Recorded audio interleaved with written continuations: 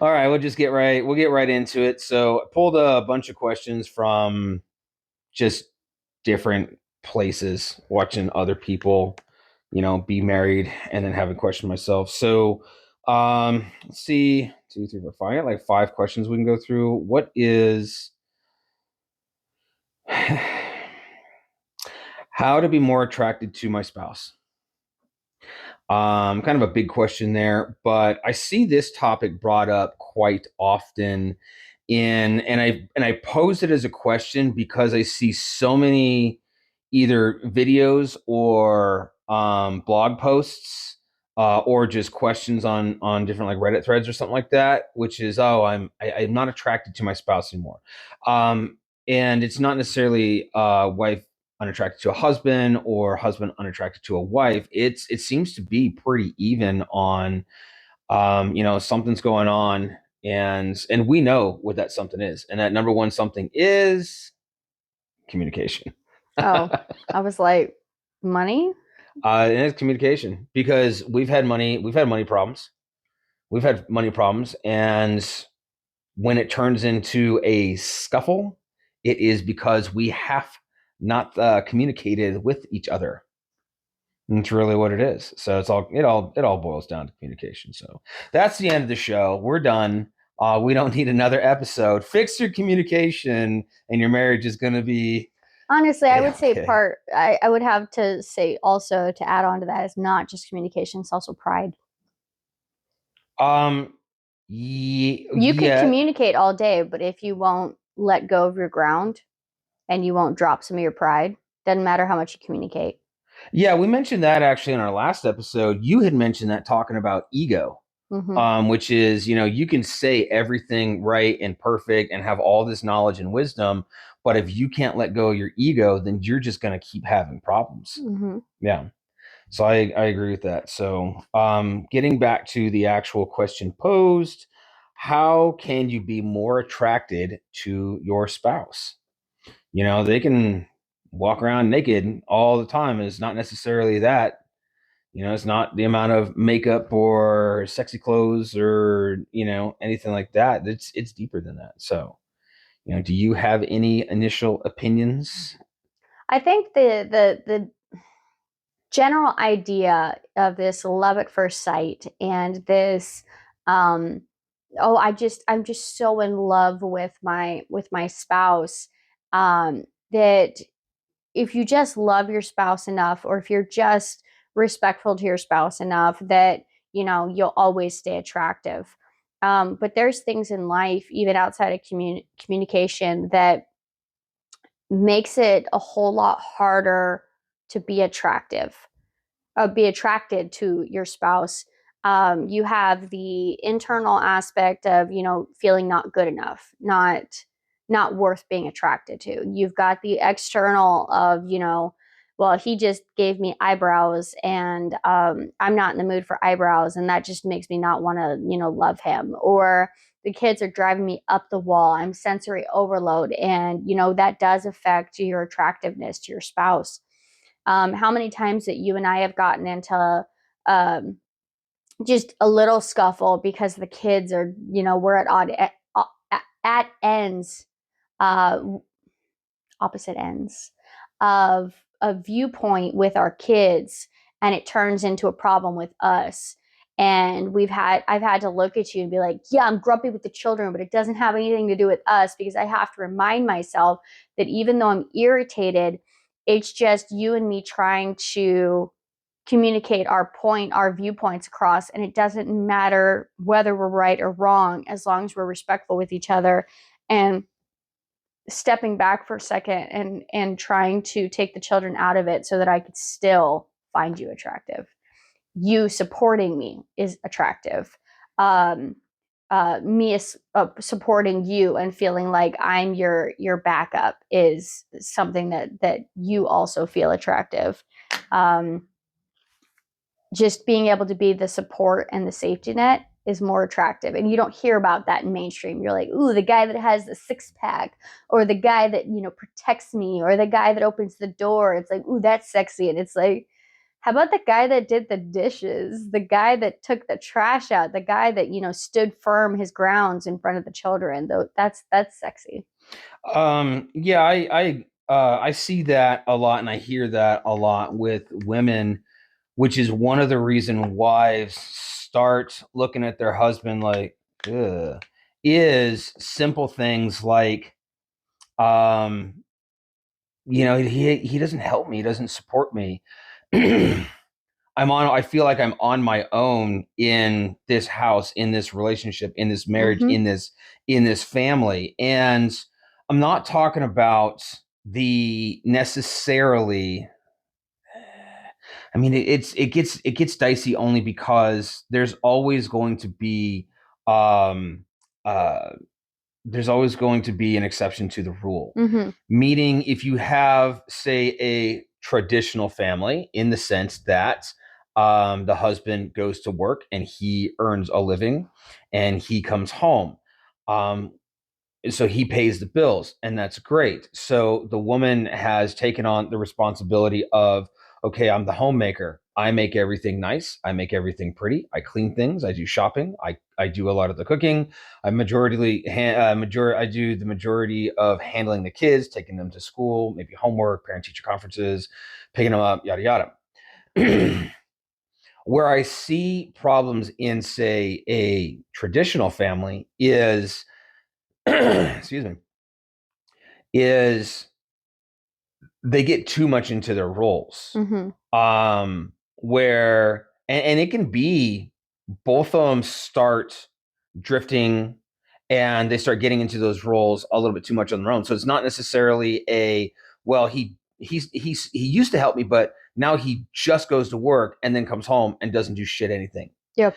And it could also be, because it could be that, but it could also be because she has majority of control and say over everything that happens in the house, that she just started taking control of everything that happens in the house, and now he doesn't have a say. Yeah. So, you never know where it necessarily starts, because it can be actually both inching. He does a little bit less chores, she takes a little bit more control, she takes a little bit more control, he does less chores, and then they separate more and more. So that I have seen that happen and discussed with traditional families, which is they end up getting a little bit too separate. They get separated because they fall into roles a little bit too much, and they don't bring it back. Yeah. They don't bring it back and communicate and discuss. So again, even if he is handling all the bills, and this is also my thing, which is he needs to be teaching the wife what's going on in the household. Dear gosh, how many women I have met in my adult life in the last 25, 30 years. And I've mentioned this before in other little stories, where the husband dies.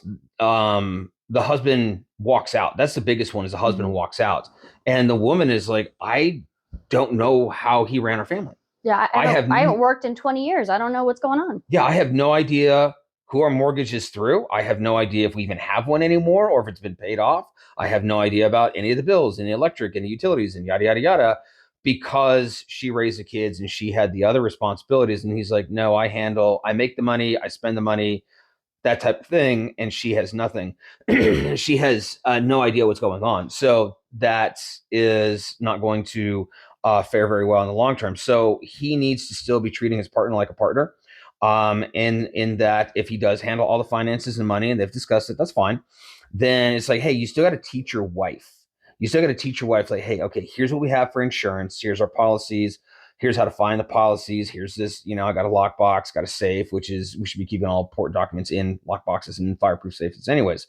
And here's all my bills. We discussed that earlier today, because we're a little bit different in that you handle most of the finances, but because you're an actual accountant and you have that accounting background, and I trust you handling the bills, kind of like, you're the tax preparer, you're the bookkeeper. But you also still let me be the man of the house, in that I make a lot of the decisions on kind of, where to take the money and what to do with the money. Yeah. And you handle that. So we have a nice little partnership, in my opinion. But you still have to teach me stuff. And we discussed that earlier. It's like, okay, well, we need, this spreadsheet, and we need here because I don't know about this and I need to know about this. And it's like, okay, remember, I learned this way. So if you present it this way, so if something happens to you tomorrow, I know how to access that information and I can keep the ship sailing smoothly without really any hiccups type idea. So, and vice versa, husbands who do that, it's like you got to learn how your wife wants things done in the house. If she has a routine, and that was something because I'm the oldest, and as a child, I helped my mom out with the siblings, and I helped her make the dinners and do the grocery shopping. To this day, my parents are in their 70s. I can still shop better for my parents than my dad can because my mom is now, older and she's not doing well. She does not handle the shopping. She's not as mobile as she used to be. My dad handles that. And it's not to say that he screwed things up, but let's just say he doesn't do it the way that she's done it for so many years to where I could honestly take their debit card and she could write me just a generalized list. I know exactly how to shop for her and what to buy and how, and how much and everything like that, just because that's how I was raised. That's why, I spent so long being single because I didn't really need a woman for most things. It's like I clean better than most of y'all anyways.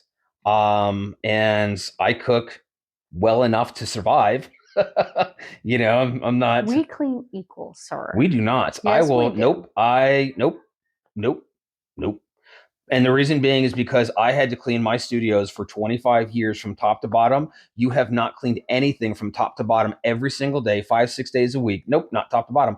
You have not cleaned an entire house every single day for 6 days a week for 25 years. That just means you're faster. It doesn't mean you're better. I am faster. I am better. I am more efficient. I clean the cabinets. I clean the candles. I clean the microwave. I clean the appliances. I clean the door handle. I clean the trash can. I clean all that stuff. You don't clean all that every single time you do the kitchen. Clean the countertop. Who gives a shit? All the food that's on the counter that you touch every single day? Ew. What do you? Yeah, I clean all that stuff. Mm-mm. Yes, I do. Mm-mm. Either way, in my mind, I am the greatest of all time. So okay, you can write your own book. Have fun with that. I will, and it'll be just like everyone else's autobiography. About a page long. Yeah, 50% truth, 50% exaggerated horseshit. No one's honest. No one is 100% honest. A snippet of this for later. No one is 100% honest in their biographies and their autobiographies. So it's just they're all going to embellish, but it's not so much embellishing. And we're getting off topic, but it's not embellishing. It's they see things from a different perspective, and that's again going back to we keep reiterating a lot: communication. When you're doing like weightlifting. Most people like they get into weightlifting, like guys anyways, and they kind of do it, and one of the first people that they really start looking at is Arnold Schwarzenegger, just because he has enough information out there. You can watch a documentary on the guy. He's got YouTube channels. He's got enough videos out there. Where some of the more modern bodybuilders, they didn't really talk to the camera. They didn't like the camera. Where Arnold, he loved the camera. He was friends with the camera. A lot of these other guys, they don't, and they're great too. You guys got. I like watching like Jay Cutler. Ronnie Coleman's pretty good, but he doesn't. He's not necessarily showing you how to. Dorian Yates is pretty good, but he doesn't really put out necessarily a ton of content. My point being is Schwarzenegger always talked about reps. Everything is reps. When you read his autobiography, how you get good at anything and everything is reps. You're going to suck until you don't suck. And that's all it is. In jiu-jitsu, they say the same thing, which is as long as you get 1% better today, then tomorrow you're moving forward. Just keep going. Reps. Suck less tomorrow or suck less today than you did yesterday. And that's all it is. It's just keep going with it. So it's the same thing with us. We just got to keep talking until we get to know each other and figure things out. And that's something that I don't think couples are doing enough of. They're talking, but it's almost like when I talk to people, it's like all superficial. Like, hey, what's your favorite color? It's like, who gives a fuck? I don't care what your favorite. To a point, I don't care what your favorite color is. Well, not every husband pouts when they miss one day of talking to their wife. I love talking to you. And I don't pout like a baby or something like that. So what? I enjoy talking to you. You are my best friend. You had to help your dad tonight. Yeah. You got 4 hours with me yesterday, and I didn't get to see you today. You grew up with the son of a bitch for 20 years. It's my turn, okay? I get the rest. He got the first 20. I get the rest. Don't talk about my grandma that way. Huh? Oh. Oh, sorry. Anyways, so I'm still getting off topic here. I don't think we've accomplished anything. How do you be more attracted to your spouse? This is kind of more of a generalized, like, have you heard anything other women say that would, you have mentioned one in particular person. I'm trying not to throw people under the bus, but in my mind, it's not that I'm throwing them under the bus. I'm using people as an example. So I don't care as long as I don't use names. But people don't watch things. They get all butthurt. It's like, I know you were talking about me. It's like, yeah, so the hell what? I didn't mention your name, did I? Nobody knows you. Nobody knows us. So, but about someone who has a really odd living situation with, and it's the unattraction from the stories you told me. The unattraction came from not helping out and sitting around just dicking around playing video games and shit like that. And so, she gave the guy a chance over and over and over and over. I mean, you're telling me these stories for like, man, when's she packing this guy's bags? It's like, it just didn't seem like it was going to happen. And then finally she's like, all right, she kicked him out. I'm like, oh, wow, about time. That took a minute. So, but yeah, it seemed like it was lack of help. I see a Lack lot of of women. help. It was, coming home straight from, our hardworking job and not showering, not changing, not doing anything, and then just plopping yourself on the couch when you're disgusting with all the stuff from the day and didn't want to help with dinner. I had to be reminded to take out trash, didn't feel the need to help dinner. She ended up creating him a chore chart, just trying to be nice, be like, if you don't understand what you need to do, here's a chore chart, like kind of like a child. And then he still was missing the chore chart. The trash would be overflowing constantly. And she was like, look, come on, you do your part, I do my part. We can, at that point in time, it somewhat sounded like a roommate situation. And it's funny because you hear about this thing from wives, and you hear wives talk about it to other wives or other women in general constantly, of like, I just want him to do it. I don't want to have to nag him to do something. I want him to want to do it. And I've even heard you make a joke, and not in the direct context, but you're like, but why would I want to do that? And it's like, you don't want to do it because, say, you enjoy, like someone goes, oh, I get to take out the trash today, like, how exciting, it's trash day. Mm-hmm. But in the same sense, it's like, do I want to make dinner after I, like, on days that I choose to make dinner? Like, do I want to come home from work and make dinner after I just worked an 8-hour shift? Like, probably not. But do I get excited when I get to make dinner for you? Yes, like that's where my excitement is. So it's like, do I think a man wants to take out a trash? No. But if the woman's sitting there and she's maybe making dinner, or she's, feeding the kids, or she's, getting the kids showers or whatever, it's like, the man can go take out the trash, because the woman's going to come and she's going to look at that, she's going to be like, oh, thanks.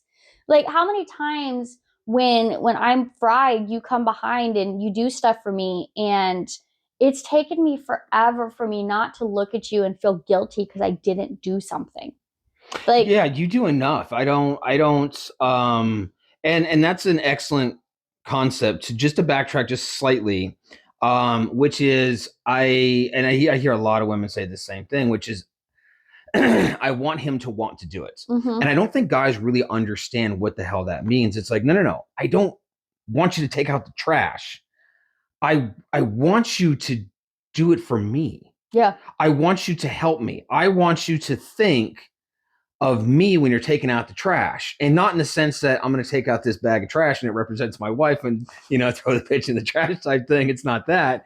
Yeah, it's like c'est la vie, Frenchie. No, it's oh, the trash is getting full and she's making dinner. She could probably use an empty trash can, because like for yourself, you're cutting up vegetables and need a place to throw the core, or you got a package of chicken and you're going to need to throw that chicken package or scraps away or something like that. I'm going to go empty that trash, so this way she has a receptacle to work with. Yeah. And I think I'm understanding that correctly, which is that's what women want to do. I've used this example before, which is taking care of the car. I make sure that, you know, you have, which I don't know if you do need gas, do you need gas in your car? I think it might be too late, but The normal woman answer is probably. probably, Because, probably. we don't, like, literally, we're like taskless. Okay, leave Yeah. work, go home, get kids, go home, go to grocery store, go home. We're not being like, where's our gas gauge at? Sure, sure.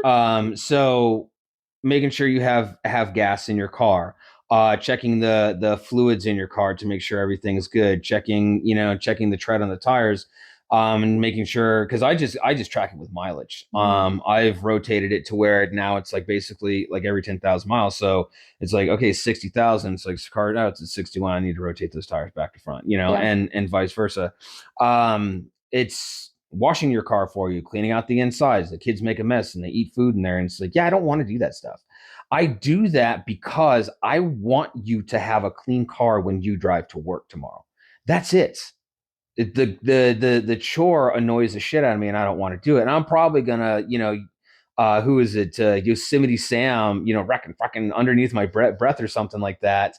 Or Joe Pesci in Home Alone when he was doing that because he wasn't allowed to cuss on set because it's a kids movie. Mm-hmm. But doing something like that, it's like, slapping kids, man. Why should you let them eat in the car? It's like, but I get done and your car looks good, and I'm like, she's gonna drive in a nice car tomorrow. So it's simple things like that.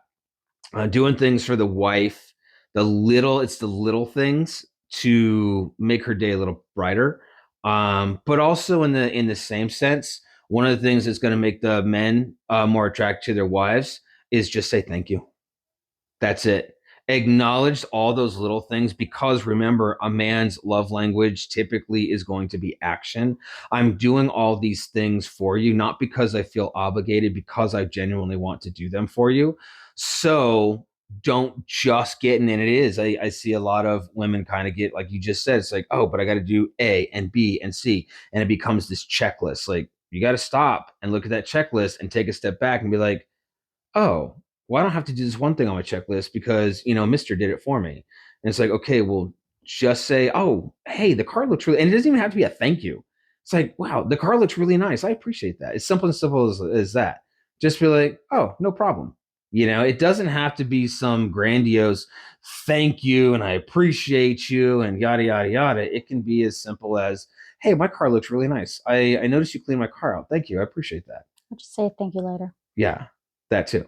Um, it's a whole nother subject, but yes, that alone will make a man more attracted to you when he feels that the actions that he does on a daily basis. Because most husbands, they are when they start off, they will sacrifice absolutely every dream that they have and every part of their soul for their family. And when they don't feel that their family appreciates it, that's when they start getting dead inside and they just start going through routines and they start, you know, hating their family, resenting their family. It's like, man, it's been 15 years. I gave up all this. I had dreams too, and yada yada yada. I'm working this job. I don't even like this fucking job. And you know, and then before you know it, he's cheating on her, or he just walks out one day or something like that. You know, kids grow up and it's like, well, you know, last kid graduated high school and the very next day the husband left. It's like, what happened? Or You he know? stays and you just watch him just die inside and hate his wife and Yeah, I've seen it. Oh man. throw trash cans at him later. Yeah. Yeah. But I would also say though, it's not just the man that feels unappreciated. I've had instances that I've even come to you kind of in just meltdowns where the kids just feel like nothing's ever good enough. And even though I'm working and I'm coming home and it's just every ounce of me. I've heard women from, the women being the main primary wage and earner and the husband stays at home, or the husband's full-time at work and the wife stays at home, or they kind of just do a 50-50 split. there's I have seen multiple instances where the even though from 50-50 split or the wife staying at home, the husband has this view that it's still the wife's job to make dinner and deal with the kids and deal with the homework and deal with the night times. But then he also wants them to be there to be sexually available. And I've had women that have come to me and just bawling their eyes out because they're like, he just wants everything from me.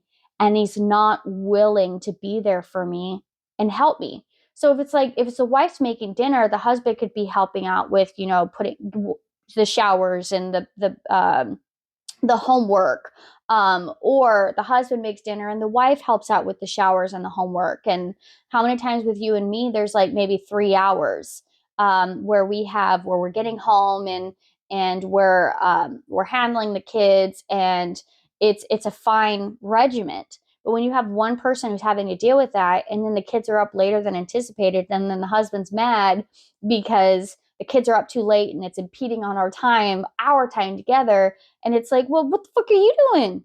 You Yeah, could help me out. sitting there, you're just sitting around waiting for her to get everything Yeah. done so she can get naked or something like Yeah, that. exactly. And it's an emotional drain for the woman, where it's like, okay, well, they wanted, or they used me at work. Or if you have the stay-at-home parent, it's like these kids just poked and bothered me all day, sensory overload. And then it's into dinner time, and then we got to clean up the dinner time, and then we got to give them showers, and then we got to pack for lunches the next day.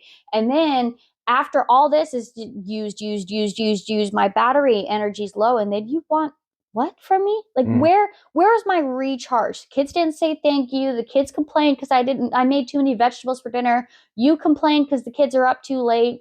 Where is the appreciation for me? Yeah, it just becomes this real negative cycle, Yeah. and hard for people to break out of. And that's where, again, someone has to, as you've mentioned before, someone has to check their ego and start the conversations. Yeah. And it's really easy, and I don't mean to, because I am more of I'm not so much a traditional guy, just because I think a lot of traditions are bullshit. It's like I don't know. I think it's because of the martial arts, going through, starting off in traditional martial arts, and just you look at tradition as a whole. And then when I went through college and acquiring a philosophy, studying philosophy, and you start looking at a lot of the traditions, because it's a lot of cultural studies, and you just see tradition, tradition, tradition.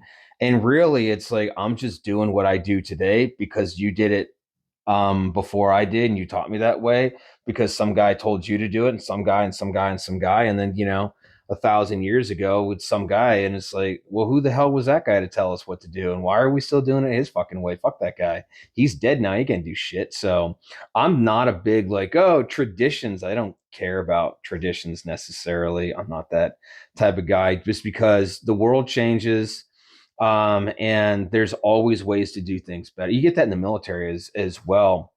I remember I went in, and when I enlisted in the 90s, I mean, heck, I would say majority of the drill sergeants were probably between the ages of 24 and 28, and they were all, I don't believe there were any E5s. Everyone was an E6 to E7, and that's it. So mid 20-year-olds. I mean, we're 18, 19-year-old kids. We think they're old. We don't know. It's like they're only a handful of years older than us. They really, I mean, they got, a lot more experience, but um they're training us in a way. It's like, oh yeah, back in Vietnam, it's like, motherfucker, you weren't even born yet. It's like you were born at the tail end of the war yourself. You were still crapping in your hands and rubbing it on your face, when my daddy was over there. It's like, what the hell are you talking about? Hey, in Vietnam, we did it this way and this way. It's like, but you're just going off of the person who told you in front of you. You're going because maybe your drill sergeant, who was probably also, in 1989, 5 years older than you, and maybe you can go back a few generations. It's What does this have to do with being traditional? I don't even know. What the fuck? I don't even know. Just got off on a damn tangent. It's just my mind went somewhere else. Anyways, This is what I live with, just right here. what the hell were we talking about? It's like, started spider web. This is your fault. What is your fault? I started learning how to spider web, and now I don't know how to, focus on a conversation. But I do it so much better. That's because it's in your nature. It's not in my nature. So I don't know. I'm just like, hey, we just, go from here and then to there and to there and to there. It's like, hey, did you bring it back? It's like, nope. I forgot. We're talking about for traditional families. What the hell are we talking about? One word, gone. I know. What the fuck are we talking about? I really don't even know. Anyways, um, it's you're talking about anyways, the traditional mindset of we're not fucking farmers anymore. It's not 1865. And the man's not necessarily going out and killing himself for 15, 16 hours a day on the farm, plowing fields, dealing with livestock, and ranch hands and all this other type of shit. Where the wife and the daughters are inside kneading dough and churning fucking butter. It's not happening. Responsibility needs to be shared. Now, yes, there is certain situations like you had mentioned I had mentioned where, yeah, the man is the breadwinner and the wife stays home, and that's fine. They discuss that, but they got to communicate on whose responsibility is what, and they still have to help each other out. The majority of families, I think, are dual income, and in this particular modern age and economy, and the inflation, you just can't. It's really difficult to get away with a one income family, and so I see it interesting, and obviously the data is showing that. But when you start studying statistics can get skewed so easily. So Mm-hmm. when you look at it and you hear people say it's like, oh, but men earn more, it's like, well, hit the brakes on that one real quick because there's variables that are a factor of that, which is men are willing to work more days and longer hours and so on and so forth. So yeah, they're earning more dollars. Now, in my personal experience, this is my personal experience, and some people may not want to hear this, but I don't fucking care. The reality is I've always known women to earn more. Um, any of the corporate office jobs I've ever had, women always made more than men for the same exact fucking job, which is interesting. I always made $1 or two more than men did for the same job. Entry level didn't matter, mid level it didn't matter. Managers, you start getting into a little bit supervisors, managers, and you start hearing what people are making. And it's like, man, the women make more around here. My mom made more than my dad did. She always made like 10, 15 grand more. He was blue collar. He was a mechanic. He had a trade skill. My mom worked for an insurance company as an underwriter. And I think that's when you start getting into breaking down, and that's where, like, for me personally, most of the friends that I've had, moms usually earn more because moms worked in an office. Worked in some type of white collar job that paid a little bit more. Dads were always usually blue collar, and they worked with their hands and they made significantly less. It usually was around 5, 10, $15,000 less than their wives made. So I mean, it happens that way, and that's fine. So as far as the tradition just goes right out the window on like, well, your role is this and my role is this. But I don't know where people are getting this idea that, the man can just go to work, come home, and then get sucked off and everything's good to go and you handle everything else. I don't understand that at all. So, that's why I was saying, I think originally where it started, it's like, I'm more of a trust guy, but I'm also not. I'm more of a conservative guy. Yeah. But I understand that things change. And the traditional way of doing things is not always right. It's just, well, that's just what my dad did and his dad did and his dad did, and that's where the tradition came from. But it doesn't make it the right way to do things. It just makes it someone else's way to do things. And that's where I kind of went on that tangent as far as martial arts and the military, because in the martial arts, I learned what my first instructor, I learned the way he did things. And then once I got to black belt and then I got to, beyond that, I started realizing it's like, well, I don't like his way necessarily, or I am going through this at a different stage in history than he went through it. I have more information. I have more books available. And then when the internet became available, I remember, especially like YouTube and different social media, and the internet really started taking off, asking him questions. He had no interest in the internet. He had no interest in reading more books or anything. It was, well, I go to my instructor teaches me. It's like, it got to a point where I was learning more than him. And I've had this debate with other people. It's like, yeah, by the time I hit my 10 years, I knew more at 10 years than probably my instructor knew at 20 years, because I could consume more knowledge than he did, because he didn't want to learn and grow more. So that's why it's like traditions for me don't necessarily work. And I think one thing that is important to notice, like, okay, so maybe your wife decides to make dinner. Maybe she cooks better than you. It is what it is. Some people do, some people don't. But it's like, how hard is it to, after dinner, you get up and help her clean up the kitchen? It's not that much. It takes you, 2 or 3 minutes. to help with that. Well, that not only gives you guys time together, it also is a little bit of a warm up for the play you have later. You know, a smack in the butt here or a joke here. It gets you guys one-on-one time because you know your kids are going to go run off. And it gives you 5 seconds to where she feels like she's not alone and you become a support. Man doesn't understand, the average man doesn't understand that that is literally a warm up. That's the foreplay of a woman right there.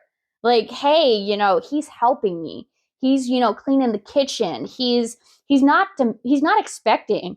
And it doesn't mean just because you clean the kitchen turns around and she's going to like take her clothes off for you. Like, you need to understand that, doing these things need to be a selfless goal so that it potentially warms things up. But don't do it with anticipation and expectation that because I helped you in the kitchen, I'm going to get some. I agree with that. So just to interpret for like I guess men, it's like we do that quite often, regardless of who makes dinner, which a lot of times it's been you lately. We still both kind of like I'll start cleaning the kitchen and you'll help me, and Yeah. I'm like no, you made dinner, I'll clean the kitchen. You can just go sit down at the table or something like that. But in that, it can be as simple as you both clean the kitchen together, or she made dinner, you clean the kitchen, ask her just to sit at the table, or if you have like a bar area with some high tops, and just ask her to sit with you. Just ask her to sit with you and hang out. Say, hey, you want to hang out with me while I clean the kitchen? Again, you're getting that communication, you're getting that time, you're getting that friendship. Mm-hmm. That's what women want, is they want that friendship. And that's what's going to, as you say, warm them up for later on. That's going to motivate her to take the clothes off later on. But I'm not cleaning the kitchen with the intention of, hey, I clean the kitchen, so therefore take everything off in about 15 minutes. It's not Yeah. how this works. And I've heard men tell this story, which is, oh yeah, it's like we hadn't been intimate in a while, so I tried to plan this thing and I did absolutely everything for her. You did I it one time. Yeah, well, I mean, I question that. It's like, okay, so you planned this, you did this thing for her on Saturday, so this way you could have intimate time. You got a babysitter, the kids are over at grandparents, you made dinner, you guys went out, or yada yada yada. It's like you had this whole plan. It's almost like the single guy. You went back to single guy mode, which is I'm going to do all this stuff to impress her, so I can get up or dress a little bit later on. It's like that's the problem. You treated your wife like a fucking girlfriend. But You if you treated her haven't like a done one night anything stand. for her in 6 months, Exactly. all you did was you set yourself up for some closet cleaning. She's going to take that opportunity. There's no kids around. Well, I have issues. Like, you think you're getting something, but all you did was you allowed you two to have a conversation. Um, from the stories that I've heard, it usually turns out to be the woman had a nice time and they didn't necessarily discuss or talk anything, and it just turns out to it's like, oh well, since we don't have the kids, like I'm gonna go to bed early because I'm fucking tired. It's What was like it? We had what was it, our 10-year wedding anniversary. yeah, We went to Vegas and we came home and everyone's like, you guys have a good time? I was like, we slept so well.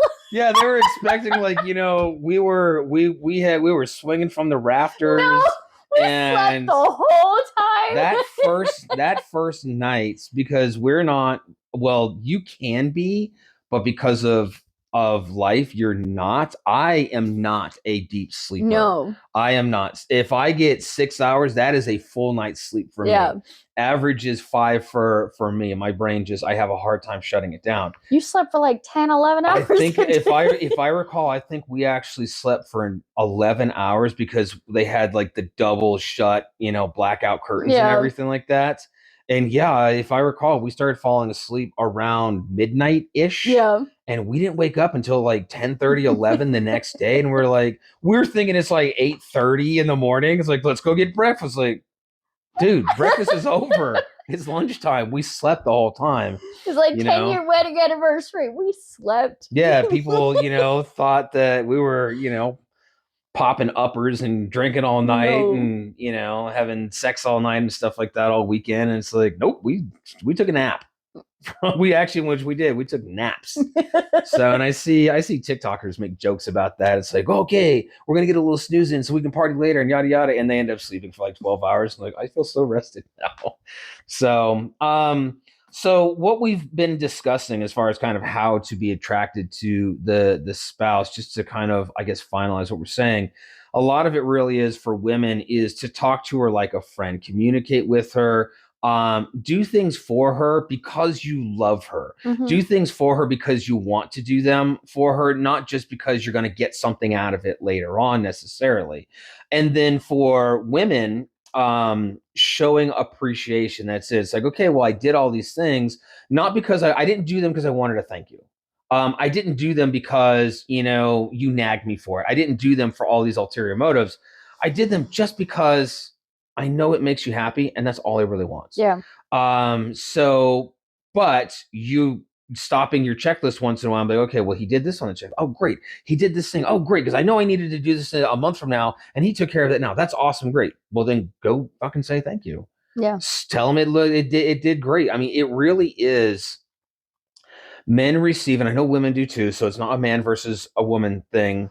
Um, the thing of it is women will compliment other women. Yeah. So I know you want to hear it from your spouses, though. I know women want to hear it from their husbands. But still on a regular basis, women are still, because you guys are natural communicators, women will compliment other women. So like maybe you have a mom or a sister or a coworker or a friend who does help build you up outside of your house. Now your husband still needs to be doing that, yes. Men have absolutely no one but their wives. Yeah. We really don't. Our dads are not going to fucking tell us. Our friends are not going to tell us. Our bosses, fuck our bosses. They're not going to tell us anything. We're going to kick ass and we're going to grind ourselves, and they're not going to say thank you. They're not going to tell us we did a good job. Well, the average boss, there's some good bosses out there, but the average boss isn't going to say anything. They're like, oh, okay. Well, since you have time, you got done. Hey, go help fucking Andy finish his work. That's what we get rewarded with, more work. So, with guys, it really is kind of a sucky, unappreciative life. So, and we do it to ourselves. I get it, and I know that's the cause of it, but that doesn't mean the cycle is going to end just because we know where it comes from. I can go out and I can give all my friends compliments, but it doesn't mean they're gonna. Which we've discussed that before. There's been times where, like, especially during COVID, I was checking up in my friends, and I was asking them, "Hey, how you guys doing?" It's like, "What's going on?" It's like, and just trying to get that conversation because I know things were shut down, and I didn't want my friends to feel lonely. Not a motherfucking one of those guys ever contacted me and said, "Hey, how's it going?" I also think it's not because they don't um like value me or something like that. I think it's because I'm kind of always the big brother to them. That's why. So, Big Brother always looks out for everyone else, but no one looks out for Big Brother, that type Yeah. of stuff. So, but Well, guys don't again, often sit there and go, "Hey, bro, how you doing? How you doing? How you no, doing?" they really don't. Unless you guys are face to face. Yeah. I could see you guys doing it face to face, but it's funny because all of a sudden, you said friends. You used the term friends, and I started thinking slightly back on there's this constant frustration between men and female, or men and women, I should say, where women need their man to want to do something. The man doesn't want to do it because he doesn't want to do it. But you may not want to help, or you may not want to help someone move. But if your friend calls you and asks you to come help move, you're going to go help move. Mm-hmm. Not because, or half the time, the man doesn't even ask his friend to come help move. He just lets him know, hey, I'm going to move next week. You busy? And the man's like, yeah, you need some help? Yeah, that's kind of how it goes a lot of times. Yeah. But a woman is like, hey, I'm gonna go make dinner. And the man goes, okay. Not, hey, do you need some help? Hey, do you want me to go get the kids ready while you're making dinner? So in No, her head, she goes, oh, he's just gonna sit there. He's not gonna offer to help me. He's not gonna go get the kids, and then I gotta make dinner, and then I gotta do the kids. I have to ask him because he's not gonna volunteer that. that's an excellent point, which is as men, and that's where us as husbands can fail you as wives, which is we talk to you like we're talking to our dude friends. In that, like you had just given that example, it's like, hey, I'm moving next weekend. You busy? It's like, no, did you need some help? That type of thing. So how women can sell, and I understand. But you just said it. You just said it. I still have to sell you. I shouldn't have to sell you. When your friend said, "Hey, I'm going to move," and he didn't have to sell you about moving. You volunteered it. So when I'm saying, "Hey, I'm going to go make dinner," I shouldn't have to sell you to go do what you need to do for your kids. No, you're right. I agree with you 100%. I agree with you. Where my mindset is for this particular scenario is, here's how we get the ball rolling. Because to a point, and oh my gosh, I can hear like women for about what I'm about to say, which is, you have to train me that way. Now the woman's like, I already trained that motherfucker, this and this. I'm always training him. It's like, train him some fucking more then, okay? Here's the thing with guys, though. I don't want to get married again. I'd have to train them all over again. I'm good. Yeah, right? So I understand that. Okay, but now this is kind of to all women. And I totally understand your perspective, but we can be conditioned. You have to understand with men. Since we're children, we are told to do what we are taught to do what we're told. It's not to say that we're not allowed to ask questions or something like that, but when you girls grow up, you are giving so much freedom to communicate, to talk, to debate, to counter what someone says. I do none of that. Yeah.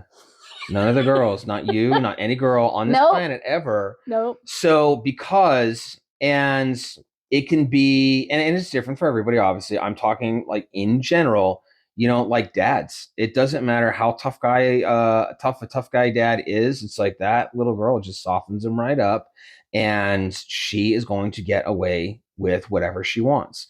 And I look at like our two girls now, and they're old enough to where you can almost turn into like a little social experiment, to where with the girls compared to the 5-year-old boy, and obviously life is different, but the girls, even though we had less resources back when they were his exact same age, we did more with them and more for them and bought them more things and took them more places and did things than we do with him. Well, we also had less children. So that's I have thought about this in depth. I don't think it's just that. I think it is honestly how it is with girls, because the girls ask more. The girls really do. It's like they want something, they're going to ask for it. And then even if even if I say no, and that's the thing, a dad says no to his daughter, it's like, oh well, there's an opportunity for a yeah. I'm going to get a yes out of this guy, and it's just the way little girls play their dads. So you're already in the habit of conditioning some man at some points to make you happy. So to a point, continue that cycle slightly. I'm not saying, yeah, no, wives, you should not have to do this for the rest of your lives. You really should not. If you have to, after 30 years, still tell your husband what to do, where to do, how to do it, it's like, well, then maybe you married a retard and he's just not capable of doing anything. And if you're okay with it and he's still a good man, well, that's just your life, and such is life. But to get the ball rolling, so if a couple is having problems, one of the ways is like I just said, you kind of have to sell the guy on doing it. Hey, I'm going to make dinner. Oh, okay, great. Are you busy? Would you like to come hang out with me, please? I don't want you to hang out with me. I want you to go help with the kids so I have time to hang out with you later. Okay, then say that. That's one of the things. I'm going to be honest, from a man's perspective, that is one of the complaints. That is probably one of the number one complaints, if not the number one complaint men have. Just fucking tell me what to do. Like I just said, we have been conditioned. No, we have been conditioned our entire lives to do what we are told. But if you were a single in person, school, we do what we're told. We don't talk back. We don't communicate because you're going to get wrapped on the mouth. In sports, in the military, in the martial arts, at your job, do what the fuck you're told when the fuck I tell you to do it. You have never had a boss. Just do what the fuck I tell you to do. Oh, I have one now. He has never talked to you that way, and if he did, he'd have no goddamn teeth left, and you know that. He'd have cut brake lines. He would, and I didn't recommend this. And I'm not saying I've ever done this, but if you don't like someone Don't do and it. you don't want to actually damage anything, which you can do. No. I've heard that No. if you take a BB and you put it in the tire cap and then you twist it on just enough until you just get a tiny little hiss, they will end up with a flat tire, no damage to the car whatsoever, and it'll be a slow leak. It may take 2 or 3 days, but then they have a flat tire. Well, then they're calling AAA, and they're going to come out, change the tire for them, or they get to change it themselves. Their husband's changed it, or whatever's, or their wife's changed it for them. I don't know. And they change the tire and they take it in. It's like, no, I can't find anything wrong with the tire. What's wrong with this? That person is not going to see that BB shoved necessarily up there. You get lucky if it's like, oh, there's a BB stuck in there. And then they go ahead and put the tire cap back on. They air the tire up. They put it back on. What the hell's going on? And it just slow leaks again and again and again. I don't recommend it, but hey. Anyways, my point is no. You've never had a boss. You've never had an authoritative figure. And I'm sure there are some women who have, like, oh no, I had this abusive person in my life, yada yada. I've heard stories. I've had a martial arts studio for 25 years. But I know you personally have not, the average woman has not had a boss like threaten them aggressively. You have not had My last boss, yes. your last boss? Yes. Who was the last boss again? My hiatus boss. The hiatus boss? The one who just like, I thought he was like a super No. name started with an S? No. Oh, the lady who started with an S. Yes. She threatened you? Not that lady. Anyways, we go a better day. Okay. But my point with the whole thing is the short fat one or the tall skinny swinger pineapple one? The farm girl who likes to jump off of fucking barns and break her back at 87 years old. You're just gonna clip this whole damn thing.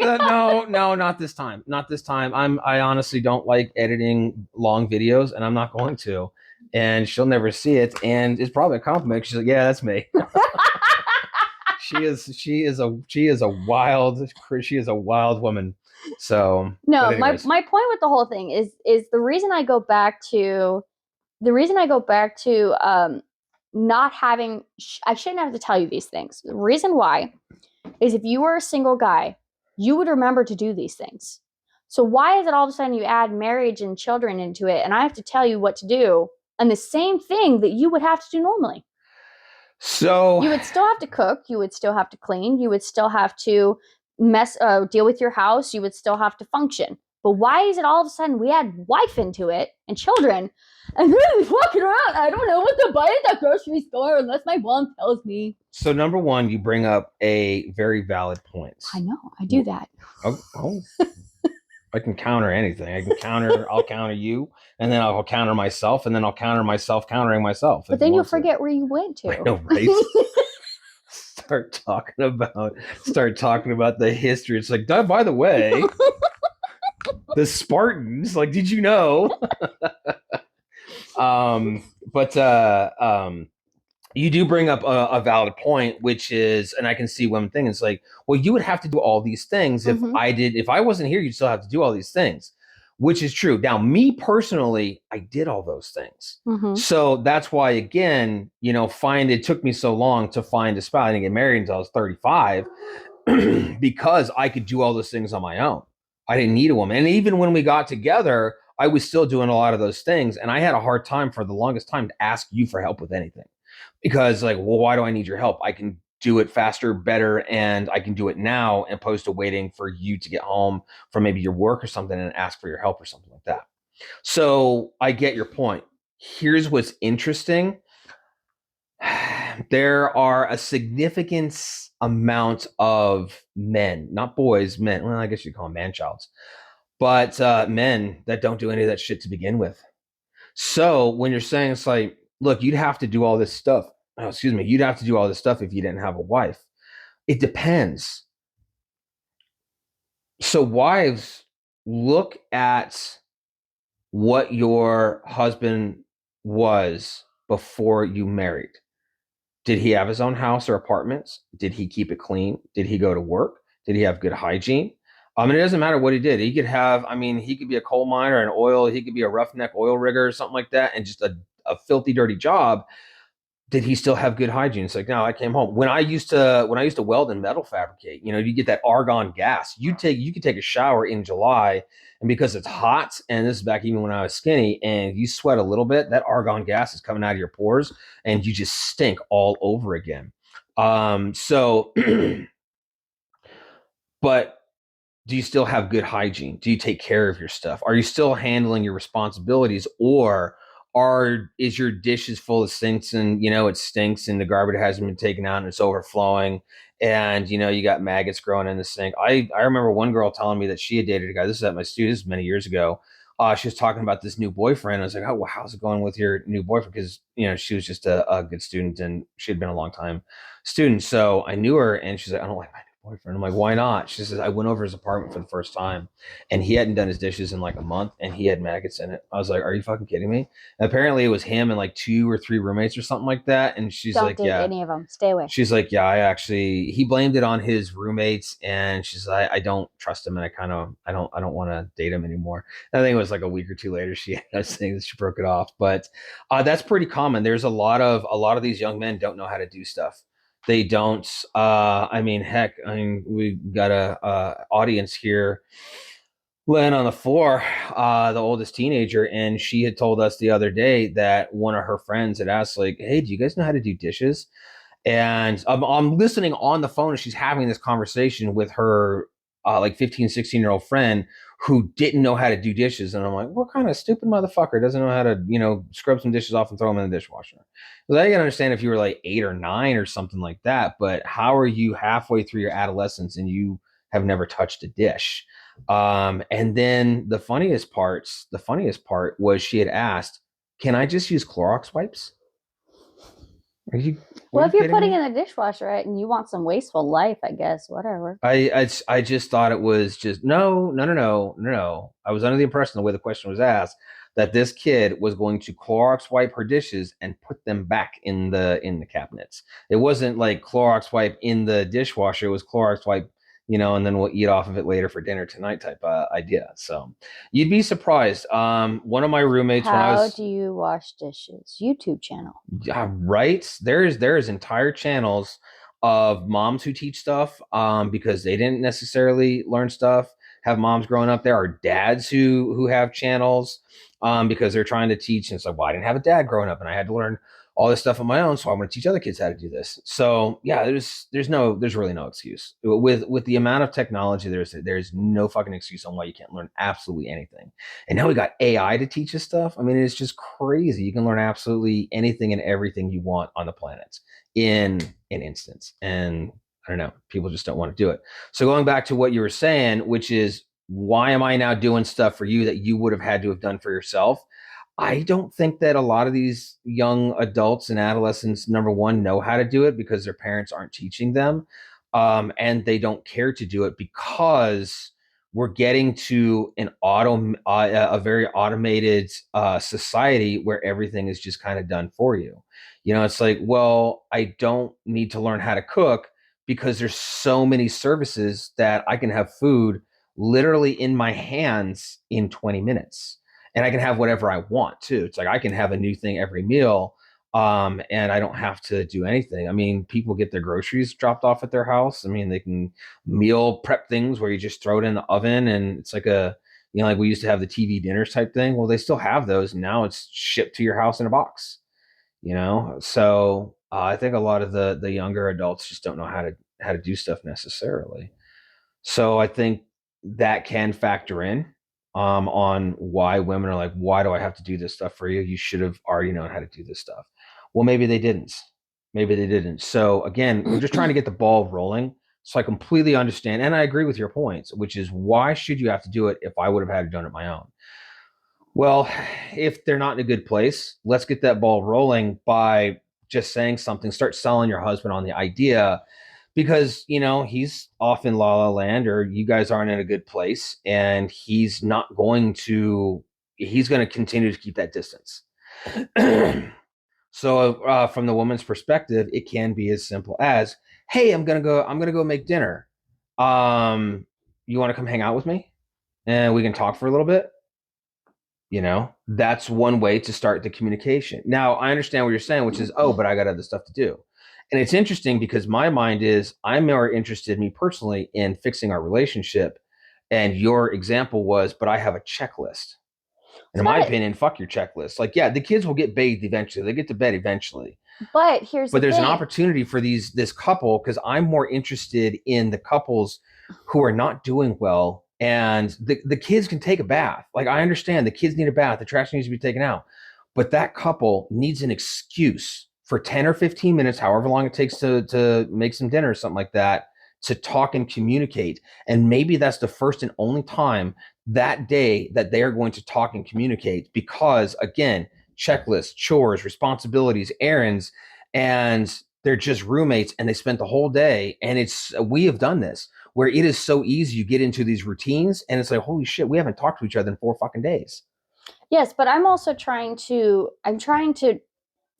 you're viewing checklist as in a negative connotation. But what I'm also trying to relay is when you have an overstimulated person from the day, either be it work or she was a stay-at-home parent, whatever this overstimulation is on the woman's side, that checklist becomes a mental overload. She can't just be like, fuck the kids, and, we need to go sit and, make dinner together. Because maybe she's not in the mental space. Maybe the kids are being freaking chaotic, and her goal is to get rid of the children. So, what you're saying is you would prefer having a half hour at dinner and then an hour later, 2 hours later, once the nighttime, the required nighttime, it's not an optional checklist, it's what needs to get done every single night, gets done, then you get maybe a half hour, 45 minutes at the end of that, versus you make dinner, I go wash the kids, or I make dinner, you wash the kids. And then we have an hour to 2 hours afterwards of concentrated one on one time where we can actually focus on each other rather than we're sitting here trying to have a 20-minute conversation during dinner with the kids screaming in the background and trying to destroy each other and all the other chaos that's going on. That's where my mind is going. And I see your perspective, and yes, that has happened to even us. Well, I mean, this morning for breakfast, we were trying to talk a little bit, and the kids, I mean, were on very high energy, like they had all, had like 3 cappuccinos or something like that. So I do totally understand your perspective. I am just trying to create ways for couples to start communicating, because it's very sad and heartbreaking that so many marriages are failing. And conceptually, it is an easy fix. It Mm-hmm. really is. Now, the application and the insurmountable amount of work that is going to take, and the time And the struggle. it can take. Maybe you guys are good in a month, maybe it takes a year, maybe it takes 2 years of just constant work at it. I'm trying to just create solutions on Mm-hmm. how to get started on fixing the problem. So this way, so this way you stop that bleed. Yeah. It's like your marriage is hemorrhaging, and you're just gonna have to take some gauze, roll it up, and shove your thumb in that wound, and it is gonna be fucking painful, and it's gonna suck. You got to do it. So going back to why, from my perspective, what I was saying, what about this? So now the woman's got this checklist. So let's put it in the perspective that they both go to work. And the husband typically comes home and he kind of doesn't really help out a little bit. They're in that negative cycle, and then she's doing all the work and she's overloaded, overstimulated. Let's just put it from that perspective. That's fine. So now you try to sell them on, hey, I'm gonna go make dinner. Do you want to come sit with me? Come hang out with me so we can talk for a little bit. And let's just hypothetically say, yeah, sure. Um, or you got to present it in however. And wives, you know how to talk to your husbands. And so it's like, hey, I'd really like us to sit and talk for a little bit. Can you come hang out with me and talk with me while I'm making dinner? Start with that. Then it is, we're cleaning up. Hey, do you mind helping me clean up just a little bit? And it's like, and again, train him the way you want the shit done. It's fine. He'll do it. He'll do it. But also, if he ever does it on his own, eventually he'll get to. We're just trying to start. We're just trying to start. Okay, let's crawl before we can run. So now we're cleaning the kitchen together. You said, okay, next on that chore list, we got to give the kids baths and get them ready for bed. So let's just say you have an average of the 3 kids. So, are any of the kids, gender and age appropriate to where they can possibly take a bath together? Type idea. So now it's like, hey, you mind helping me give the kids a bath? And then again, just guide your husband. It's okay. He's okay doing the stuff that you tell him, as long as you do it in kind of a soft way, and it's a little bit more of asking a question, asking a favor, more of a suggestion, opposed to barking orders at him. He's already been barked at all day. The guy's ready to fight, so don't do that. So now you're doing that chore together as a team. My whole point with this is you've gotten your husband away from the television, the video games, out in the garage, whatever it is, his phone. And now you're not only doing things together and you're talking out and you're hanging out as husband and wife, but also as mom and dad. And you're showing your kids and you're showing your family that, hey, mom and dad work as a team and we do things together. That's my whole point of sell your husband if you got to do it. And sometimes women, I know we've already kind of beat that horse to death and flipped the bitch over and did it again. You want him to do it because he wants to. We will get him there. Okay. Right now, just ask your supposed best friend if they will hang out with you and talk with you and do some chores with you. And you'll be surprised. It can turn into a nightly family thing where you both do things together. So that's all I'm saying. So by the end of the night, maybe at the end of the night, and this is again getting the ball rolling, because when you first start and your relationship is not doing well, you're not having sex that night. You're not having sex that weekend. You still may not have sex for a couple of weeks. We got to work on that. So we got to get you guys in a good place to where you're again going back to how to be more attracted. You're attracted to each other. You start remembering, it's like, oh yeah, it's like she's kind of funny and she made these little jokes and she's got this little, this way she laughs and this way she smirks and the way she does this and I really like it. That dog is getting on my nerves barking. I don't know if people can hear it in the microphone, but yeah, it's just barking and barking and barking. And that's our dog because our kids aren't helping us out. So again, that's part of the mayhem part of it. That's not our dog. That's not our dog? Nope. Are you sure about that?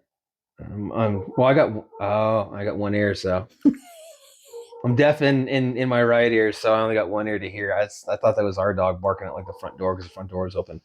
But anyways, going back to my thought, my point was again, get started on getting back to talking. So even though, because I see what you're saying, which is we got all the chores done in an hour and a half. Now we got 2 hours to go hang out and talk. Maybe you don't have 2 hours worth of stuff to talk about. Maybe. Okay. So we chat a little bit as we're cooking some dinner. And we chat a little bit maybe at dinner. And then maybe we chat a little bit with the kids as we're bathing the kids and brushing their teeth and tucking them in and stuff like that. But what we're doing now is now we're working as a team. And we're getting back to us being teammates and we're showing our kids that we're teammates and that mom and dad don't necessarily hate each other. So that's kind of my whole point. Does that make sense? So I do see your perspective of, well, let's just get this done and then we can have time later. Well, that's you and I. You and I are in a different place to where it's like, I'm going to do this, you're going to do this, you're going to do this, because like with these podcasts, this is not new for us. I mean, our podcasts are going to last what, 2 hours, say on average. And I think you had told a coworker, and they're like, "How do you talk for 2 hours? Like, are you kidding me? That's like nothing for us." We There's been hit times we've stop talked and like then we talk for another hour or two. there's been times we've talked 4 5 hours in a night just talking. What was just it? That one because. time we talked until like 2 a.m. and I realized it was a work night and I was really tired the next morning. Yeah. Yeah. So I think that's would be my suggestion to possibly get started. I know it's not necessarily one that is fun and it's kind of a little bit more work for the woman and the wife. And she's like already, as you said, maybe overstimulated and burnt out. And she's like, I've already been trying to train him and I got to train him more. It's like, unfortunately, I yeah. think for the wife's perspective, it's really, really hard because you hear men all the time, don't mom me, don't nag me, Don't tell me what to do. I am a grown-ass man. But train me. Tell me what I need to do. Tell me where you need me. Tell me what I'm supposed to, how am I supposed to help you? Wait, I thought I'm not supposed to nag you or mom you. Where is that defining line? Women all over the world would love to know. That is a funny that's a funny question, because how many times you'll see men like, women, we don't know what you're thinking and we can't read your minds and yada yada. And then a guy will go and pull shit like that and be like, don't mom me. What do I need to do, dear? You see the So jokes all the time on the internet where it's like, don't go, you men, go to the grocery store. You could do it, but make sure you call your wife first. yeah, oh my gosh, I've seen that how many times? Like, the guy sitting there and he's like, she said, get this. Was it this one or was it this one?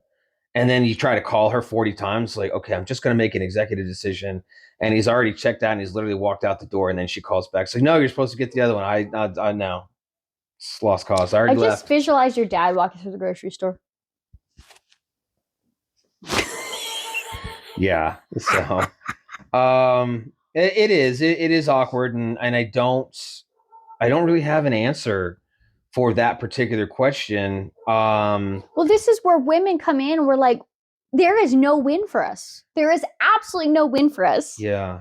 Because we need your help in life. Not we want it. We need this. So men get so irritated because of women's honey-do list, their checklist, but not understanding that when it's a woman with a family, single mom or natural family, there is stuff that we do that men don't think of. And I can tell you this firsthand because my father, being a single father growing up, it turned into my job doing these things because his brain, the way that the difference between the men and the females brain and the importance they put on task lists, women just, they do the small little things, the doctor's appointment, the dentist appointments, the plays, the kids appointments, the PTAs, the all this other stuff. A man is not naturally, that is not their give a crap. They don't care. But you're sitting here and it's like, we have to remember all of these things that we need to do, and we need your support for it. But I have to remind you to do it without telling you what to do or how to do it, because I can't instruct you or mom you and I'm just sitting there going, okay, I don't fucking know what to do. So in something like that, it's a case by case situation. In that I don't necessarily need to be told how to take my kids to the doctor. I don't need to be told how to take my kids to the dentist. I can do something like that. So I don't think that's necessarily the best example. Now, like, maybe not for you. Well, I mean, but I've also had 13 years of training for you. Here's your dentist appointment, schedule, set reminders. Yeah, I never needed that. You did that you did that on your own. I never needed it. It's like, no, it's the same doctor that literally all three kids have gone to for the past 15 years now. It's the same dentist, because the dentist is literally next door for the last 15 years. I don't need to be told any of that. I never did. So in the beginning, if your husband doesn't know which doctor you're going to or where they're going to or anything like that, there's nothing wrong with reminding him, setting a reminder text. We do that now. We have Android phones. I don't know if Apple does it. I don't know anything about Apple, but you can actually schedule out a reminder text. Like, I scheduled you one for tomorrow so you can call the cable company, because I don't have authorization for our cable or internet. I know it's like, you thought you did, but it wasn't there, and it's okay. So you can set a reminder text, or we use the Google Calendar type thing. So there's nothing wrong with reminders. We don't mind that. It's when you have to give me every single detail. It's like, oh, by the way, make sure you do this and make sure you do this. Like, I know how to drive there, right? It's like, yeah, but when I go there, I do X, Y, and Z. It's like, well, good for fucking you. I'm doing Z, Y, and X. And guess what? I'm still going to get there. I'm still going to get the kid on time. They're still going to get their doctor's appointments. They're still going to get their shots. We're still going to get their medicine. Everything is still going to, the end result is still going to be the exact same end result as the way you did it but you're telling me that I needed to do it this way. You That's didn't ask not the the important same. questions that I asked you, and I put in the reminder message. Why? Because I didn't remind you about the reminder message that popped up. Because, well, yeah, we can make a joke about that, but like on the Google Calendar, I don't think we've ever used the little notes section. It's always been verbalized or communicated or written on, because we both like Post-it notes. We both like the sticky notes. That's something. Oh, it's in my face. Or a sticky note. Oh, she had these questions. No problem. And I have done that in the past when you have done that. All of a sudden changing the routine and then saying, oh, well, did you ask those questions that were in the notes section? When the fuck did we get ice cream? We have never used that damn notes section ever in 13 years. I told you about it. I did. Maybe in your own little crazy conversation in your private head. Nope. You never told me about anything. Yes, I did. Okay, well, it wasn't trained. No, it has nothing to do with that. It was probably more like in passing, to where it's like, you said something, whatever. You know, what I was trying to remember is you were saying, oh, by the way, don't forget to get his shot records, which I needed to get those out of the safe, and take those in there. So that was a little bit more important. So this way we get his shot records updated, because he had his final shots. So as far as the other questions, I don't know. But more than likely, and me personally, because I'm super intelligent, I'm going to ask questions anyways. And I talk to the doctors, and that's the difference. Because, and I know it is bragging, and I don't honestly care, but because I'm a highly intelligent person, I know how to talk to doctors. I know what questions to ask, and I know which roads and how they think, and how to work with the doctor. So were my questions answered anyways? Yeah. And I didn't even know what your questions were. And I still got answers, because I'm awesome. So anyways, that's not necessarily the best scenario. It's kind of more, I guess you would say, the little things on how, you want things done. Like I said, if the woman is primary, we'll say, authority over kind of things of the house and the kid's nature, and the dad is the helper, there's nothing wrong with like, hey, can I show? It's how I instruct. Like, hey, let me show you something real quick. I do that all the time, and then I just show you something. Hey, let me show you something real quick.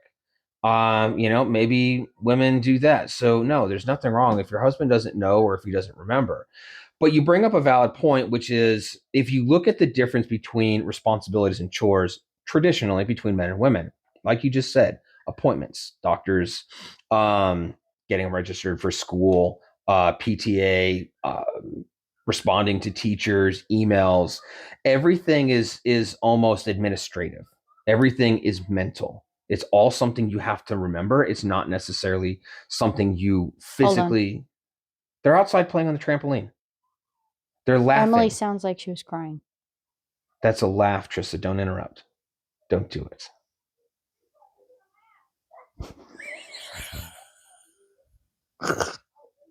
Yeah, they're outside playing on the trampoline. She said your thumb went up my ass. We do not have the most cordial kids. That's why some of our family members don't like us. Because they're such sticks in the fucking mud, and like, oh, well, you guys, anyways, don't get me started. Parenting is a whole nother conversation. But most of the work that women are doing, and I'm not saying you're not doing any physical labor. I get it. You clean the house, you did the laundry, you did this. I'm not saying there's nothing physical. Just because you moved your hand doesn't necessarily, it's not the same as, for example, when I do yard work. When I do yard work, that is physically hard. Doing some laundry, that's fucking easy. It's like dirty clothes, laundry, beep, oh, it's done. Now it's into the dryer, and then move it into a basket, and then fold it and put it away. That's not really physically strenuous. That's not. If you can do, I heard a comedian, I think it might have been Bill Burr, which is, if you can do your work in your pajamas, it's not very strenuous. And that's, to a point, true. Where I do believe we've installed carpets while I was in my pajamas and tennis shoes. I'm pretty sure I was in my pajamas. Yeah, we have. And every single time you seem to get hurt when you are not wearing the proper work attire and protective gear. That is not the point. I still was in pajamas. And I don't get hurt because I wear proper gear. and use the right tool for the right job too. So Screwdrivers for everything. yeah. Anyways, so and I'm by no means, because I do majority of the laundry around the house, so it's not like I'm trying to shit on women. It's like, oh, you did laundry, you didn't do anything. It's like, listen, wives out there, I do majority of the laundry in my house. I make sure that my kids are doing their laundry. I'm the one who's transferring in there. I'm the one who is, because we have a dog that sheds a lot. We get a lot of hair in our blankets and stuff. I'm the one who's cleaning out those filters and those traps and everything like that, making sure things function. I do the laundry, the sheets. I got a pile of sheets and linens over there. It's like, I did those. I will fold those. I will put those away. And it's not to say that you don't do anything. It's just, I'm not one of those dudes like walks around, and I'm not shitting on women. It's like, no, I do a lot of the same work that, housewives do, and I got no problem doing that. So my going back to what I'm saying though is like, the men are typically doing a lot of the physical labor stuff. So I have to work on the house too. There's things that need to be fixed. Well, that's stuff that I'm doing. A lot of that physical labor stuff. Like I said, doing the yard work, working on cars, going places, moving things, building things, tearing things down, all that type of stuff. I got to get to that spring coming up, and I got to get to the backyard. So that's going to be a lot of manual labor that I'm going to be doing majority by myself. Now, again, going back to the communication, let's go ahead and reverse that. So men, what you can do is on Saturdays or Sundays, whenever you're doing kind of your honey-do list or something like that, invite your wife just to come and hang out with you. And it can be something as simple as, maybe she's drinking a wine cooler and you're doing some work and you got a beer or something like that. And you're just hanging out and she's just kind of, watching you, and you can teach her a little bit of stuff like that. There's nothing wrong with it. It's like, hey, I got to change the sprinkler heads out because of, they're not working, and I got to do that. And then I got to till the soil, and I got to do some other stuff so I can prep for spring grass, because winter was harsh this winter. It was very dry. I can just talk it to you while we're working. The way I also look at it is, for me as a husband, the reason I also like you hanging out, or the kids hanging out, and me talking out what I'm doing, is because if I don't wake up tomorrow, I want you to be able to try to have a step in the right direction. Maybe you don't remember anything that I say, and you're just like, well, I think you said this about the lawn. And instead of just having to spend a bunch of money to have some other guy come and do it, you, as a strong, independent, intelligent woman, can, like we said earlier, go onto YouTube and figure it out. You can use a combination of YouTube and Chat GPT to figure out how to, get grass in your backyard. And you can do something like that and ask friends and ask your kids to help you or something. So that's a lot of it. The simple maintenance on your car. It's like, hey, remember all of these things that I'm doing so your car functions and we don't have major malfunctions later on. It's going to cost us thousands of dollars later. You got to remember to do that stuff. So husbands, we need to be teaching our women. It's like in business, you wake up each day to put yourself out of business, and you should be training. Your boss has even told you should be training your replacement. And it really is that I should be training my family as my replacement, because there is a possibility as a man I may not wake up. I could have a heart attack in the middle of the fucking night. Yeah, I hope I don't, because I got shit to do tomorrow. But I hope you don't too, because I wouldn't want to wake up to you dead.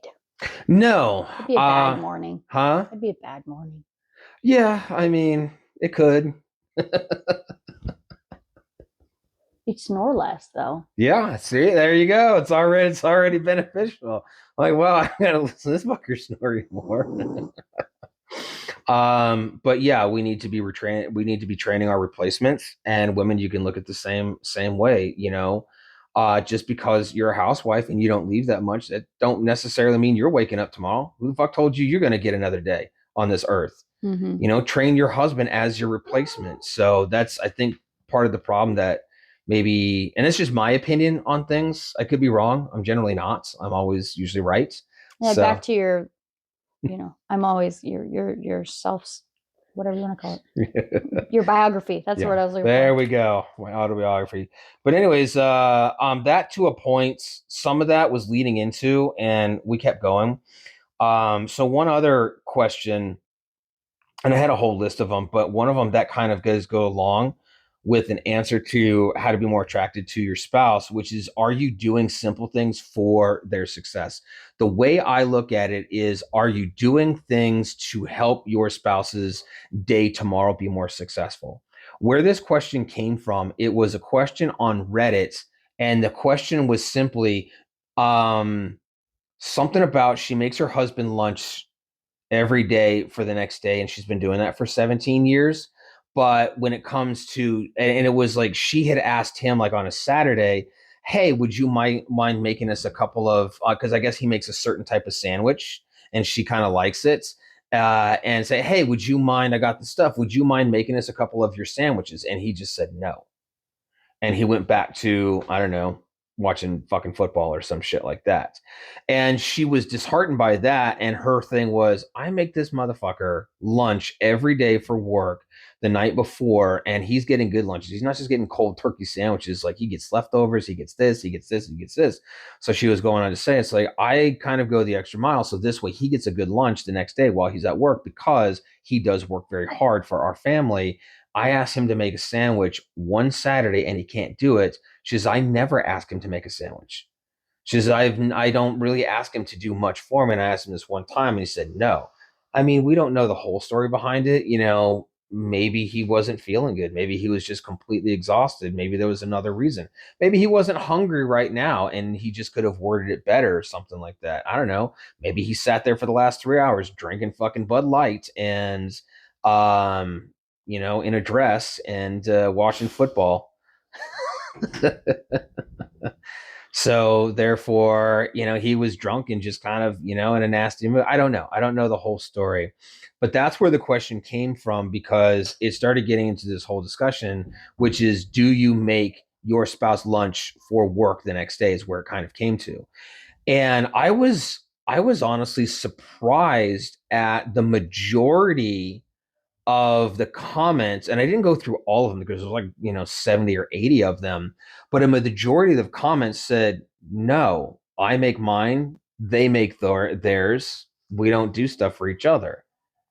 And I was taken aback because there was honestly only about a handful. It's like, oh yeah, I make my spouse all the time. We do stuff. We take turns. We go back and forth, and it's kind of a fun little thing. And I was surprised at how few people did stuff for their spouse.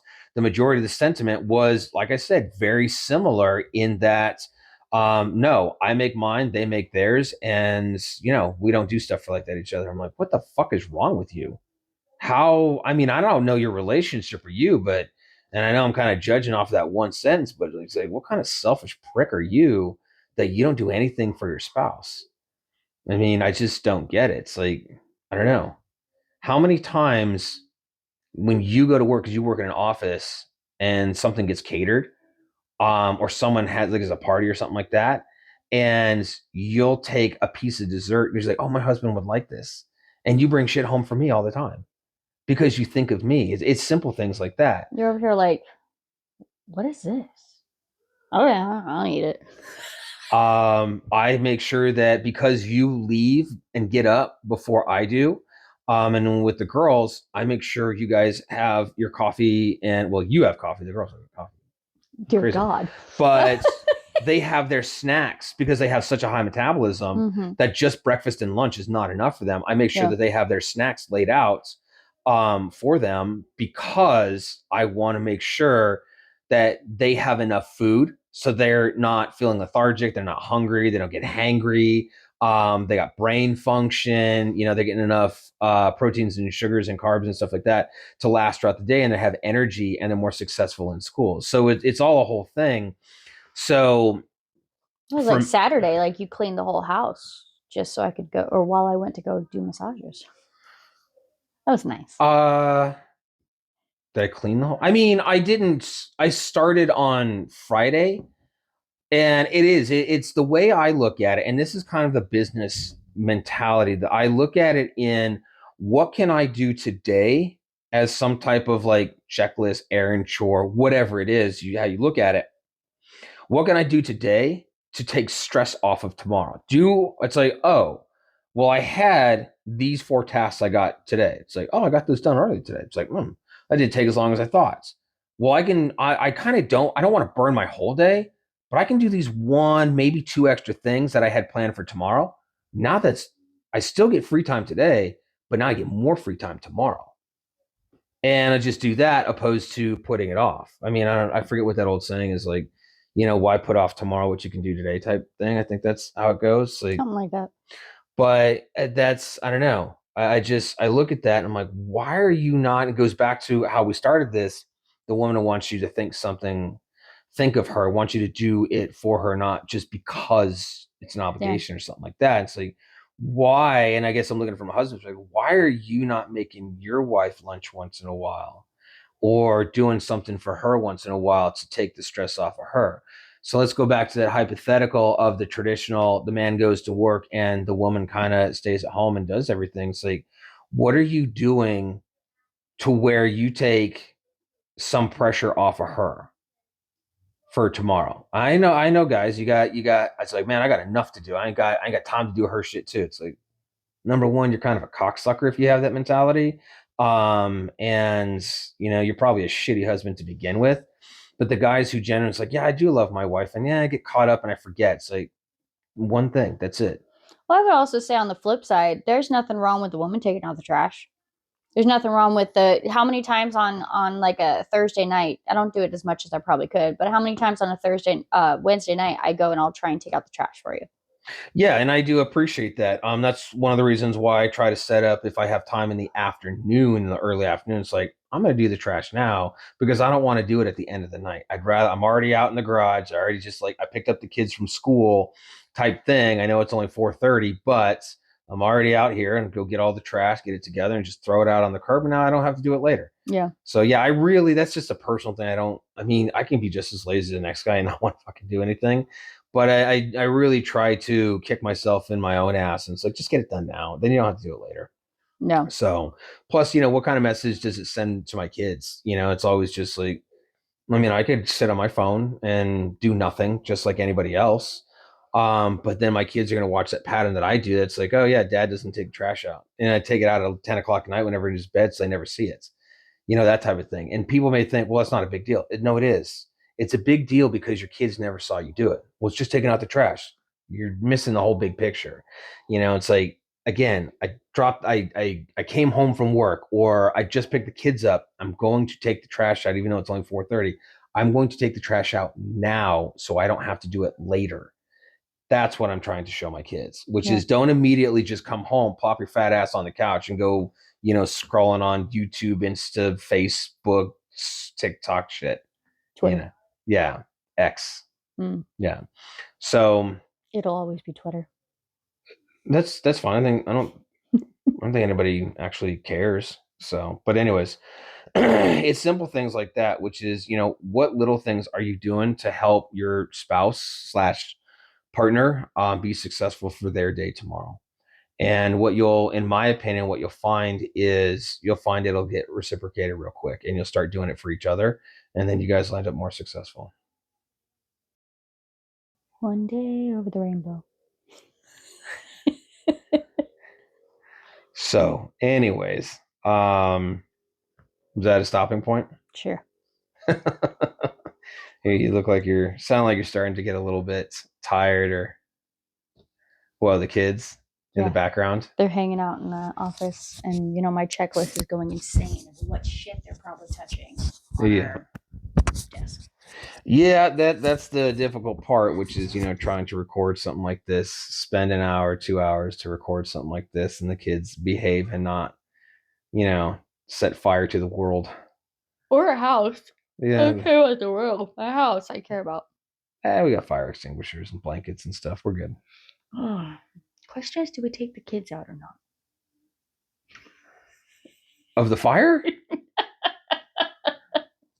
What? Someday. I don't even know if that's a funny joke. That's someone's offended somewhere. Yeah.